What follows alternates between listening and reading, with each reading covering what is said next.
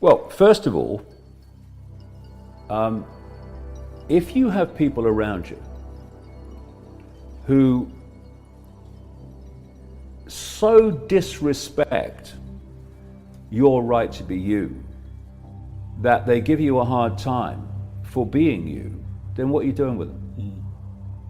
You know, there's loads of other people out there that will respect you. Go and find them. Don't surround yourself with people that don't respect your right to be you. I don't care if they're family, I don't care who they are.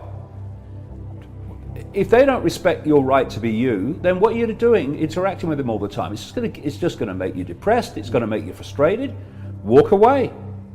And if they then come round, great. But if they don't, well, equally great. You know, it's like kids. I see this thing with parents. You know, I've spoken to people in their 60s who are still feeling guilty for not doing with their lives what their parents wanted them to do.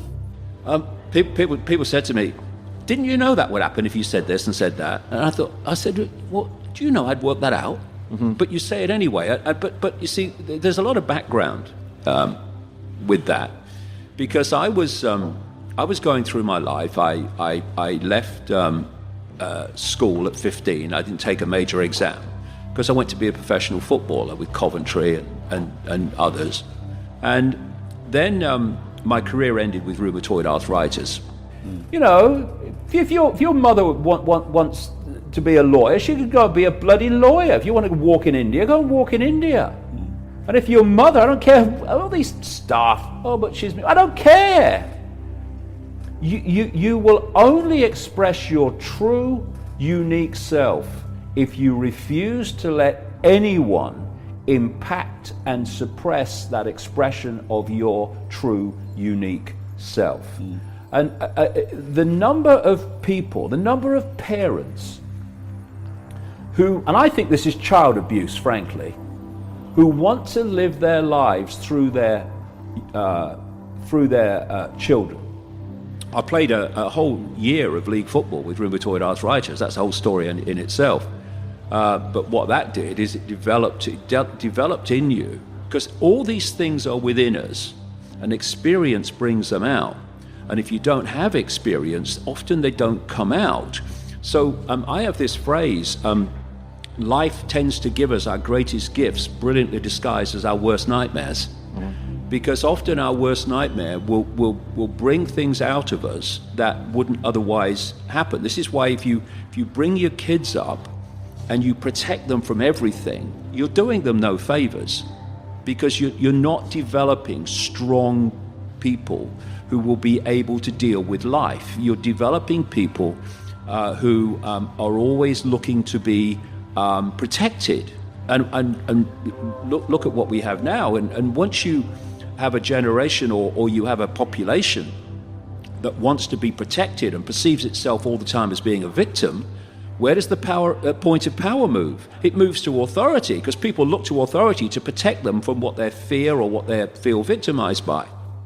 A daughter was to be a nurse, but they go to university because mother says so, father says so. The number of people, I mean, it's not even rare. The number of parents, particularly the ones with more money, therefore more influence and access to these educational institutions, the number of them that impose their will on their children because it suits them and not their children is absolutely disgusting. And what it's doing, it's turning out very frustrated, very distorted people who are living a life they don't want to live. And I'll say this to people: are you happy? Are you fulfilled? Do you get up in the morning and say, new day? So what we've been developing is a population of emotionally weak people who perceive themselves in terms of victims. When you have challenges in life and you meet them, it brings something out of you. So for instance, when my arthritis came, and I didn't know what else am I going to do at that time. I wanted to be a footballer. I wanted to be a footballer since I was a kid. and now my joints are swelling up, and they're telling me I'm going to have to pack it in. I thought, I'm not packing it in. I want to give it a go. So I went to a club called Hereford United that was a league club then, and I played the whole season with rheumatoid arthritis. Every morning when we were training and warming up for training on cold English mornings, I was in agony. And I would be limping and what have you, and the players would say, "Oh, what's wrong now, Icke?" And I would give a different excuse. "Oh, I've got a bit of a pull. Oh, I've got a bit of a blister." But actually it was the same thing. If not, why not? Make a list. Why am I not happy? Why don't I have joy in my life? Why don't I wake up in the morning and say, yeah, new day? What are the things that make me not feel like that? What are the things that would make me feel like that? Okay, stop doing them and do them. And refuse to compromise on stop doing them and doing them. Take control of your life. And you know, if you go deeper into it, this is the area that is my great passion, my great love, what I absolutely love researching and gaining understanding in, the nature of reality itself. And then I decided, because when I was a kid, I was always reading newspapers, and I was very interested in journalism. So I became a journalist, and long story short, I eventually became a television presenter. And when I look at my life now, you see, and what I'm doing, my life before, which appeared to be a series of random events, same with you. You've had your challenges in life. What has it done? It's made you the person you are. You wouldn't be the person you are now without them. Mm-hmm. And people say, well, I regret that. Well, the thing to regret is if you don't learn from the experience. That's the regret. But learning from the experience, well, you've had a gift. What are you regretting for? We live in a equivalent of a Wi-Fi internet field. I call it the cosmic internet. They're quantum fields of possibility and probability waiting to manifest. I've got a computer here, and what appears on that screen is dictated by what part of the internet I access. That dictates what appears on that screen.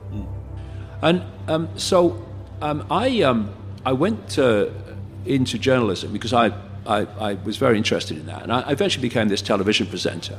And when you look at my life, as I was saying, all the different elements of it, including going into journalism and seeing the media for what it is, going into politics with the Green Party and seeing politics for what it is, well, I didn't know at the time, but they were all giving me very, very important understandings that would be useful later on.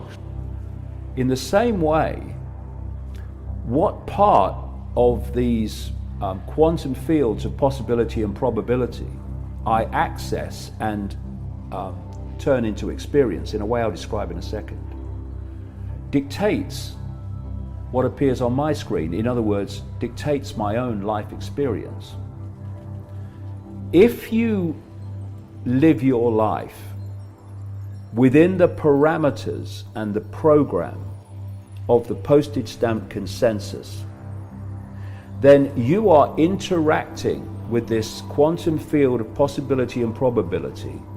And then what happened is, this is a kind of bizarre story, but it happened.